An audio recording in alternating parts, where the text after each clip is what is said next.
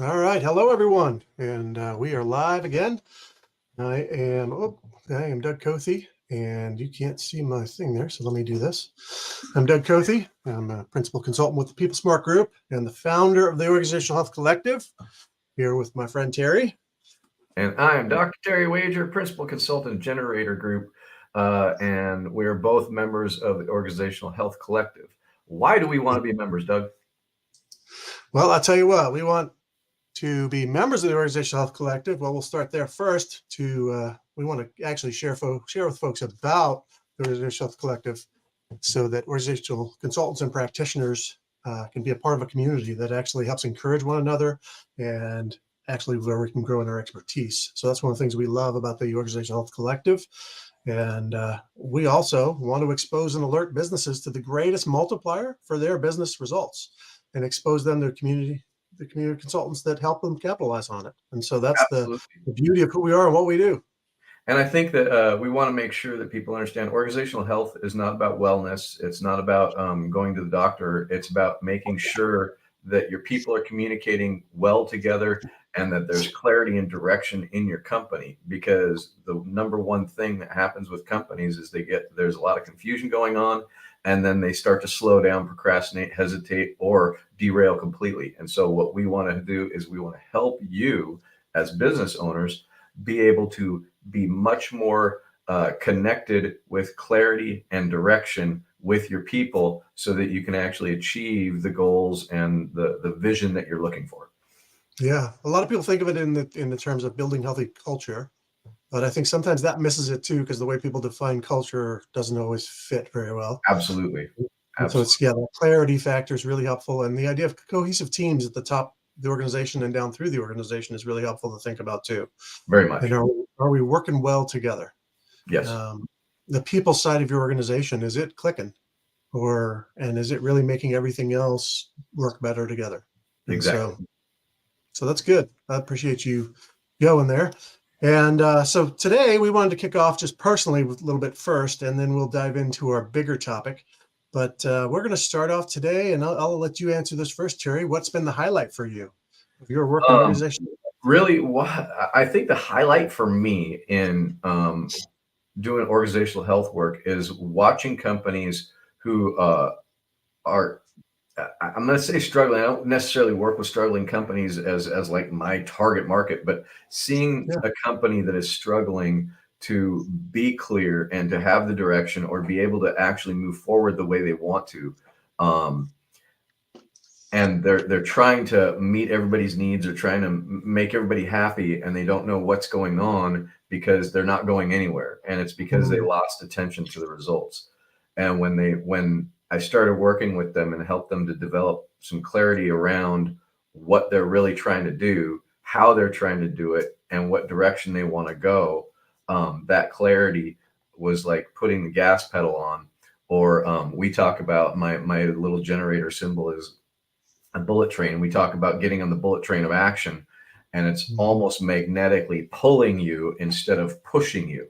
And the mm. pull of what happens when everybody gets on board is so amazing. And I've watched companies go from not being able to break a million, sitting around the six-figure world into 3, 4, 5, 6 million within just a couple of years, or double. They hit a million, now they're doubling, tripling, because they've got the communication right and they've got their clarity right, and they understand how to decide whether to move this way or that way because of that vision. Mm. That's amazing. Yeah, it's so gratifying to see a company just take off, Absolutely. because hey, all of a sudden everything's clicking, Yeah. and all of a How about you? sudden your people are on that same page. Yeah, I would say for me, there's a several that I thought of as we thought about this, but I think similarly, being able to see people all of a sudden come together. I love working with an executive team, and all of a sudden you see a team that there's a little bit of edginess within. There's those little elephants in the room they've never talked about, or they avoid those prickly subjects, and all of a sudden you've kind of begun to talk about those things, and you've begun to push them into those areas. And we begin to develop that cohesive team where now we've got the trust that we can actually push into those things. Yeah, And the absolutely. team develops some trust where it's like, hey, we're not going to have these subjects we can't talk about. And we're going to get honest with one another so that we can move forward as a cohesive team on one page.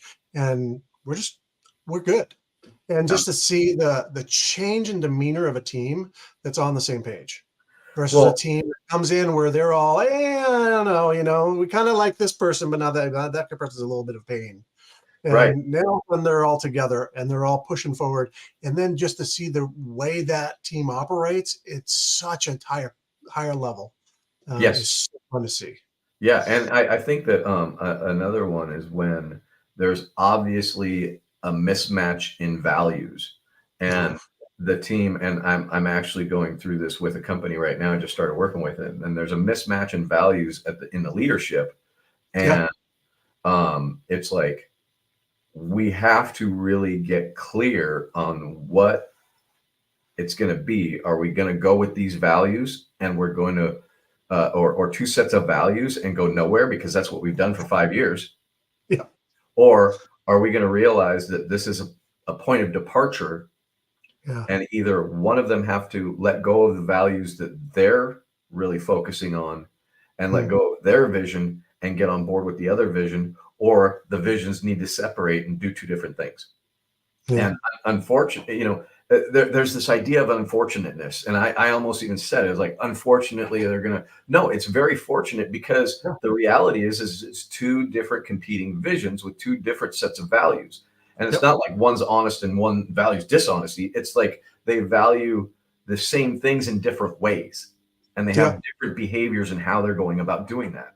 And so they're going to separate, and one's going to go one way and they're going to have a great business doing what they want to do, and one's going to go another way and have a great business doing what they want to do, but together they can't actually have a great business.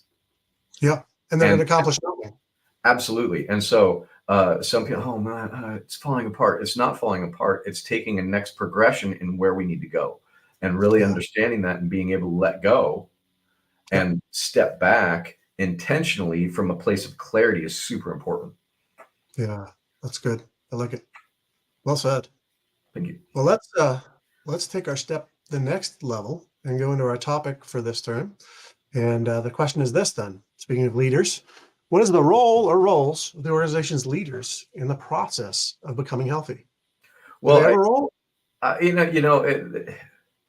they do, of course. You know, Yeah. I was a family therapist for a while, or I was a therapist, so I dealt with families. I dealt with all marriages, relationships, and all that stuff. And one Yeah. of the major things that you got to look at is that all systems work from top down. Yep. Now, we can actually affect them from bottom up, but the reality is the most change you're going to have is a top down change. And so the leaders are the most important in that, Yep. because they are at the top. And so if they're not bought in, nobody else is really going to buy in. Right. Or if Yeah. they're splintered or separated, it's a problem. Yeah, for sure. Yeah. I mean, we say it all the time, right? If we don't have a leader on board, it's not worth doing the work. Right. And And and I'm no I'm one is really going to buy it. It's going to be inauthentic. They're going to say, "Hey, come on in, do the work with my team." Yeah, right. Because your team's not going to really buy into this if you're not bought into it. right. How do I build trust Yeah, in go your fix team them if over they don't there. trust you? And it's funny, Doug, because when I was working in family systems, uh, and make no mistake, businesses are very, very similar, because it's a system Yeah, of people interacting, and they all have their own agendas, and they all also want to get along together. And so it's a very, very similar in the system idea. yeah, And so when I think about it, it's like there's families that have kids that are able to go into the bedroom of the parents or whatever, and that's the power place of the parents, and they should be having permission and things like that. I've got very, very definite views on things. But if the parents aren't the power of the family, what happens unconsciously for the kids is they start to fear that they're not safe, and that the parents Mhm. aren't going to be able, because if I'm a little kid, and this is crazy, but if I'm a little kid and I can get over on my parents, or I can shift the argument in the parents, or I can get them going against each other, I'm not safe. Yeah, And it's not absolutely. a conscious thing, it's not a cognitive thing, it's an emotional thing. And Yep. it's the same thing in a business. Is if the leadership in the business is Yeah. not together and cohesive, Yep. we don't feel safe because we don't know which leader's going to go. We don't know what's going to happen with the leaders. We don't know what's going to happen with the company. We don't know what's happening with anything if they're not together. Yep. Yep. Yeah, I just had a conversation last night with someone who he works at a doctor's office, and he's doing work where he's more relational and focused on caring for the people's needs as they come in. And then there's the business side person who's more focused on we got to get people in and through and through and through and through. And they're constantly having this back and forth because obviously there's a tension, right? We got to get so many people through and we've got to get them in and out. And yet there's the other tension of people are coming in with serious issues. And caring for those needs is vitally important too. And so there's this back and forth between the two of them. And the boss or bosses have not solved the issue for them of which is most important or at what level do we want you to do each and how much time. And so there's always the argument of you're taking too much time with that caring for people stuff, or no, you don't care for people enough. And they're trying to settle the issue between them at the lower level. And so there's this question of, okay, well, what do the leaders want us to do?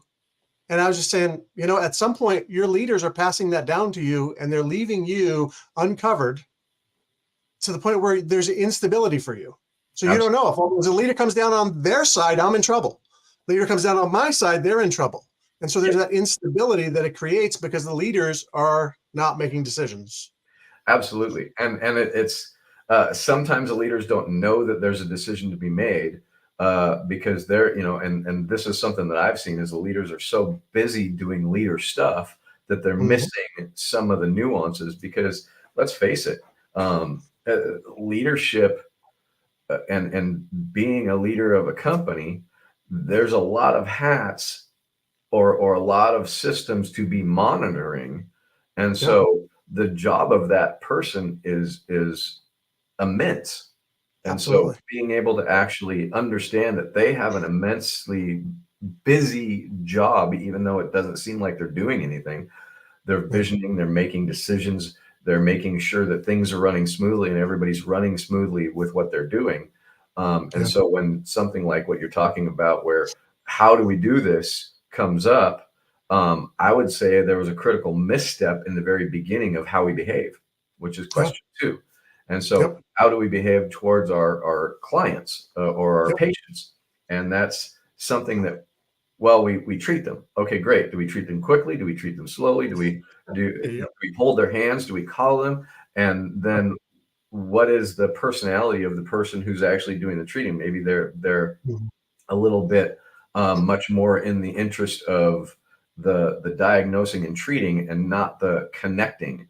yeah, And so understanding what kind of behavior we're looking for and then what system are we using to make those people feel really mm, cared for, even if it is quick, yep, um, because you can yep, do that too. yep, absolutely. Yeah, yeah. And then that's got to be passed down and that's got to be brought into the hiring, brought into everything to set the culture around it. Absolutely. And then they're not having that debate at that level. Absolutely. Absolutely. So there we go. That's the essential nature of the leader having to determine those things or leaders so that it gets passed down and lived through the organization. Otherwise, you're going to create chaos in your system. So that's Yeah. good. So we did have coming from there. We've discussed this a little bit already, but what's needed in a leader to help the process to be successful? Um, Um, yeah, you take this one and I'll chime yeah, in. yeah. I mean, I think for the leader, there's an awareness, right? I mean, I think they need to be aware of their role, of their influence, of their presence. That, like you said, the impact that they have. Like parents that don't understand their impact, they're so busy wanting to be a friend to their kid, they don't understand the power factor, right? That if they don't set structure for their kids, there's going to be instability among their kids. And the same with a leader in a business. If I'm too busy trying to please everyone in my business, I'm not going to actually set the structure and the clarity that my people need. And they're constantly going to be living in uncertainty. They're constantly going to living in confusion. And like those two people that I just mentioned, they're constantly going to be making decisions that are not supposed to be made at their level. Absolutely. And they're going to be forced to do that. And they're going to be forced to be at each other's throat rather than getting handed down. Hey, this is who we are. This is how we behave. This is what we do. So this is how we make that decision. Right. And one of the things that you said, if they want to be friends with them. Well, often, and I've seen it with parents and I've seen it in businesses, is they're afraid of the employees. They're afraid that the employees are going to bail out. They're afraid that they're not going to be counted on. The leader is afraid that they're going to look weak. Yep. And the fact of the matter is fear is normal, but giving into the fear and allowing the fear to make the decision for you and turn into an avoidant person, or if you're already an avoidant person, allowing that to reign in your life or reign in your business, it's going to be terrible. And so really what's needed, and you said it in the very beginning, is a self-awareness of how am I showing up as a leader and what's going on in my leadership, that it's the ripple effect that's going through the company, and how is this playing out, and what in myself do I need to address as the leader to be able to, on a system-wide situation, start to actually affect change by doing things wrong. Yeah.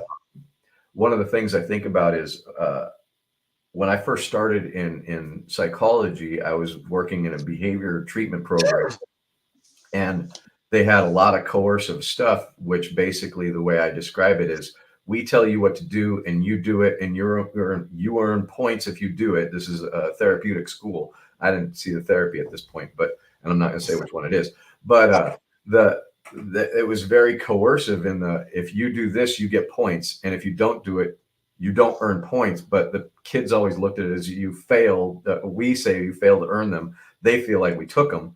And so there's this you against us kind of thing that was created. And I think that happens a lot.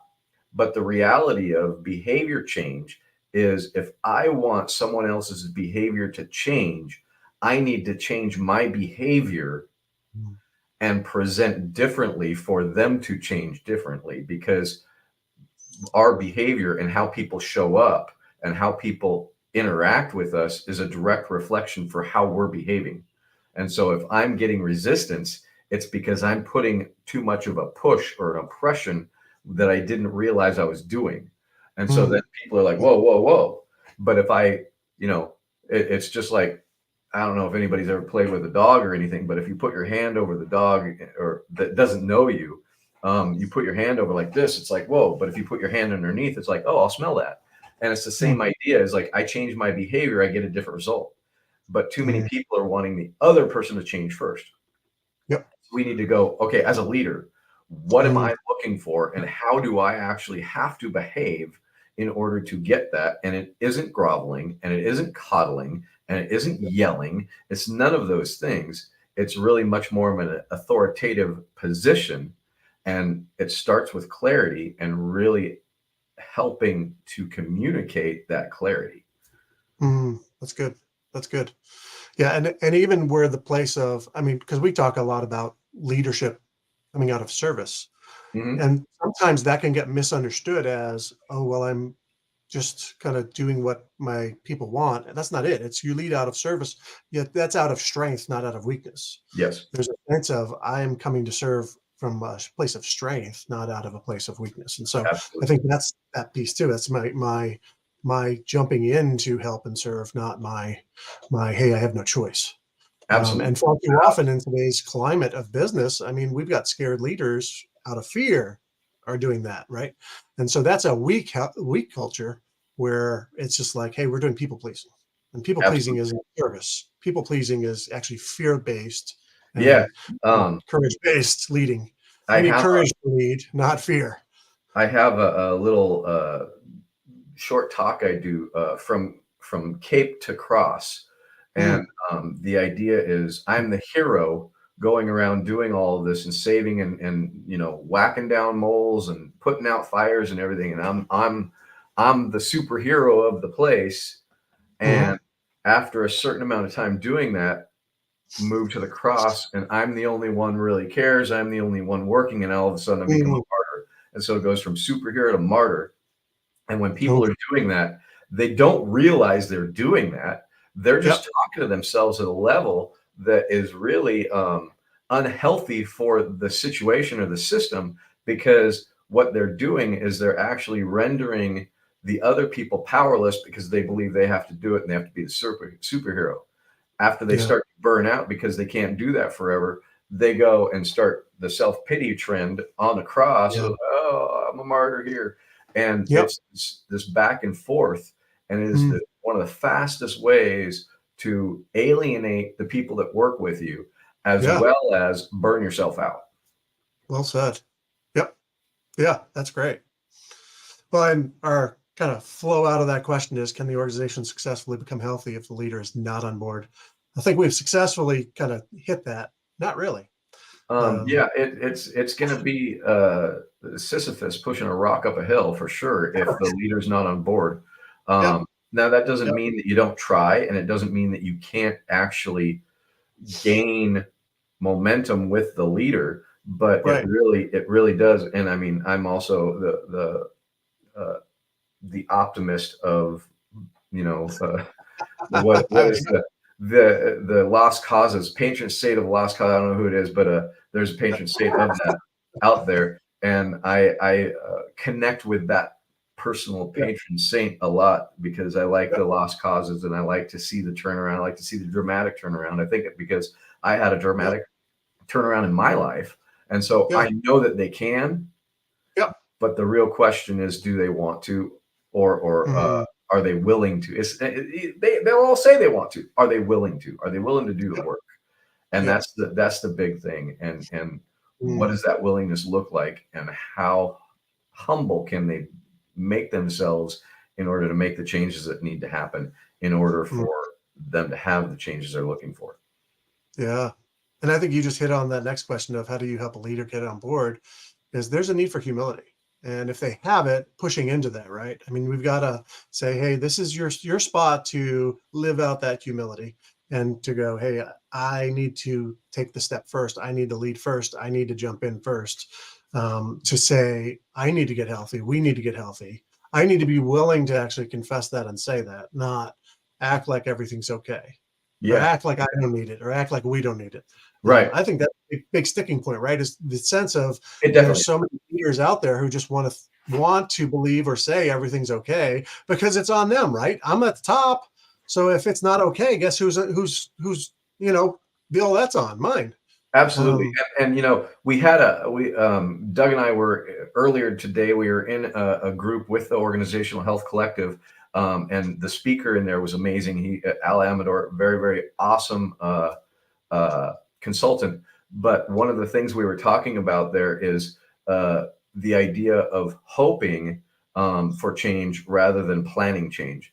And yeah, I think that really one of the big problems that we have is leaders are hoping, and that's a fear-based thing, by the way. mm, Hope is yeah, great if hope is given to you and you go, oh, I'm hopeful now. But if you're actually generating your own hope, what you are is scared and yeah, you're not aware of it. And what has to happen in that is there has to be a sales job to the leader from the consultant or from the team, whoever it is. Maybe even yep, if you think about it from uh, uh, the drug and alcohol world, an intervention with the leader to go, hey, hope isn't going to get you where you want to go. right, And we got to yeah, create this intervention moment. And the intervention moment is a sales job. Is like, look, yeah, we got two ways of going, the bitter end or accept some help.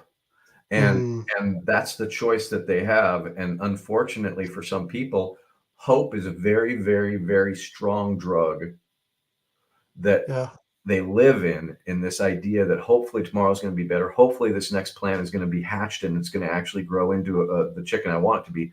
Or my chicken egg is going to hatch into an eagle all of a sudden. It's like, no, you got to get a different egg. You got to get a different plan.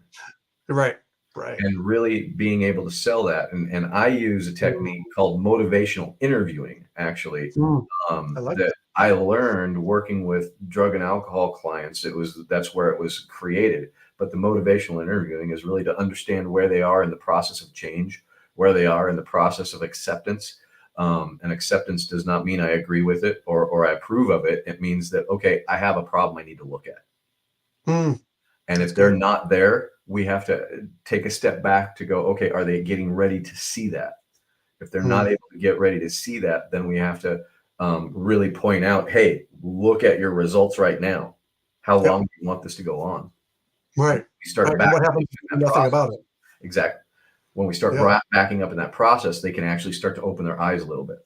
But it's a very scary thing. I mean, I never liked having my situation put out in front of me on a plate and go, hey, this is yours. It's terrible. I don't want that.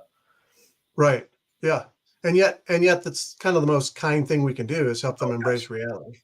And if you look at reality, then we can help you change where you're going. If you don't look at reality, you're going to keep getting what you've been getting. Yes. And that's not going to go anywhere well if it's already an unhealthy situation. And so that's, as a consultant, where we talk about entering the danger, right? You've got to push in, you got to press in, you got to be bold as a consultant to win them over to, as we're saying here, how do you help them become a champion for the organization's health rather than just hope, right? That hope balloon has got to be burst, and you got to say, no, you've got to actually make a plan and champion this and fight for it in Absolutely. order for your organization to become what it needs to be in order to get those great results, in order to move forward in a strong way. Absolutely. And if you think about it, if there is some fear going on inside, or mild concern for those people who can't admit fear, I understand. If there's mild concern going on for these leaders, they need somebody who is stepping into the danger, stepping into that frightening kind of situation, calling it as they see it in a direct, empathic way, because the leader needs to see that although that it's concerning or scary, Yep. somebody is there as a secure base that they can Yep. lean on as they go through it. And when we show up as that strong partner with them, Yep. now they almost borrow our confidence and borrow our courage to be able to go forward and create the new regime or the new situation or the new culture. So that's good. So there's that sense of not going it alone. They're not Absolutely. in this alone. They've got a partner. They got a teammate. And that's Absolutely. where we as consultants can really be that source of strength for them and stepping in and Absolutely. saying, hey, we're not just asking you to step into reality. We're stepping in there with you. Yep. And yes, we're here to point it out, but yes, we're also here to walk it with you. And we're here to call it out, but we're also here as you champion it. And I love you talked about Al earlier is, yeah, we're going to have you champion it and call your team toward this, but we're also going to step in there to help you fix and build out the healthy organization in a way that we're actually going to take a lot on ourselves in helping you build it. And Yes. so this isn't you alone. This No. is you with a whole lot of help. Right. And that's an make organizational health. no mistake, the leaders that might be listening to this, you're going to do the work, Yep. but we're going to be right there with you.